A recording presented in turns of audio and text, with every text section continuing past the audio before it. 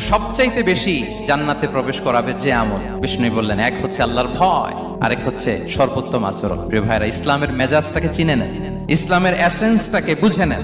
আমরা ভালো আচরণকে গুরুত্ব দিতে চাই না। অনেক নামাজি লোক দেখবেন নামাজ পড়তে পড়তে কপালে কালো দাগ ফেলে দিচ্ছে, বাসায় বউয়ের সাথে খারাপ আচরণ করে, খিটখিটে মেজাজের, প্রতিবেশীর সাথে শুধু ঝগড়া, কলিগদের সাথে ঝগড়া, মারামারি, দুঃসম্পর্ক, এরকম আছে না? নাই বলেন, আছে না? কিন্তু নামাজি, অনেক বড় হাজি, একদিনও কোরআন তেলাওয়াত মিস হয় না।